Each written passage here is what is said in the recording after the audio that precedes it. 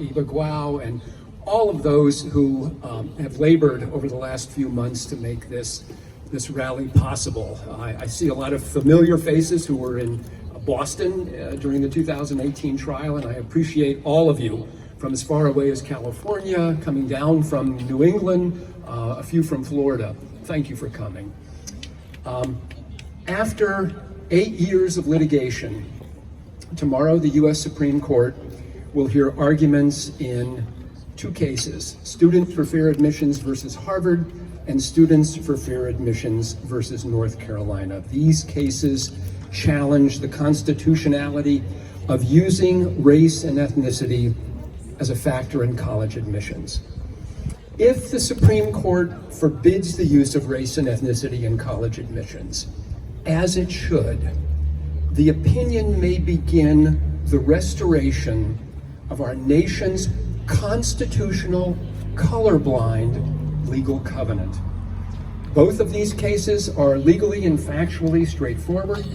The common element in each lawsuit is the claim that both schools racially gerrymander their admitted freshman class by illegally raising the bar for certain racial and ethnic groups while lowering the bar for others. SFFA asserts that these practices are outside of the narrow bounds the current law allows for using race and ethnicity in college admissions. But more importantly, and moreover, Students for Fair Admissions has asked the court to overturn Grutter versus Bollinger. Thank you. A Supreme Court case that currently permits institutions of higher education to use race as a factor in admissions. In the Harvard case, SFFA revealed that the college is penalizing Asian American applicants in favor of whites, blacks, and Hispanics.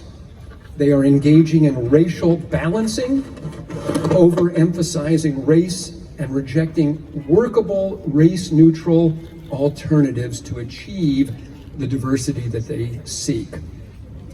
As many have pointed out before, although Asian American applicants to Harvard ranked above other racial and ethnic groups on objective measures like test scores and grades, the admissions staff gives them demerits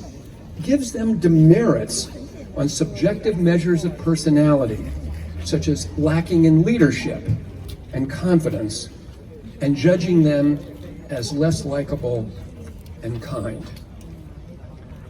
Harvard has a long and ugly history of discriminating against high-achieving minorities.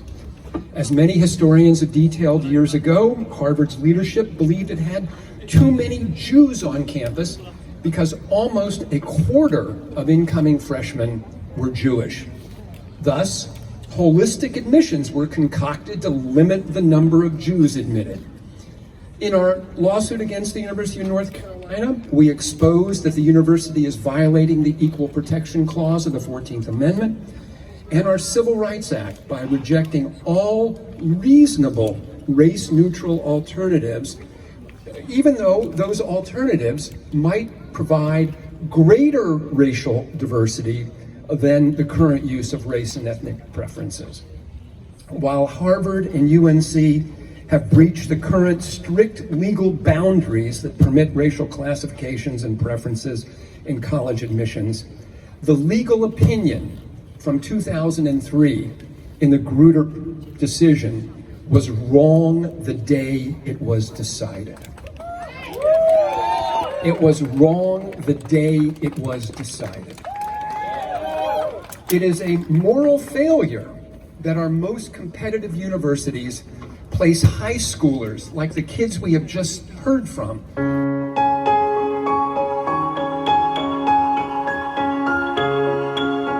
previously, it is time to end the policy of college selection based on race, which is counter to equal treatment under the law, university sponsored and supported charter school, the expansion of scholarship for low-income students, and improved student testing method will help provide increased diversity at university.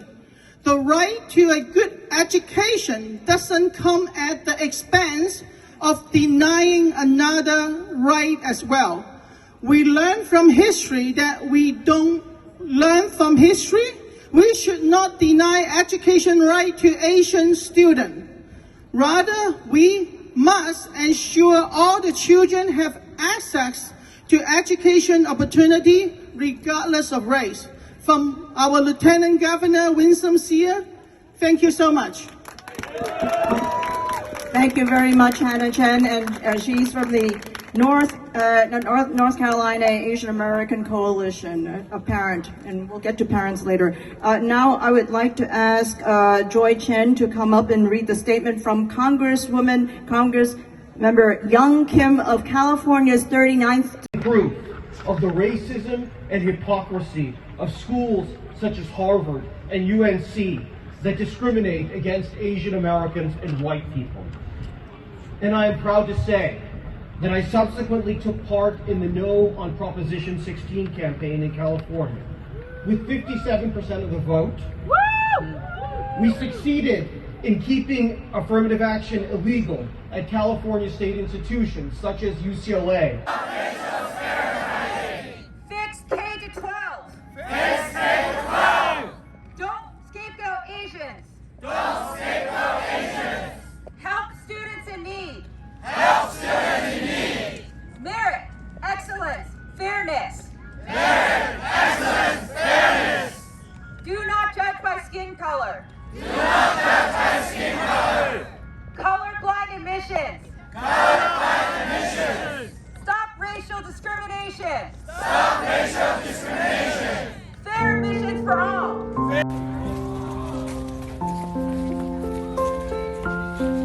我们今天来华盛顿首府这里参加反对歧视亚裔学生入学的游行，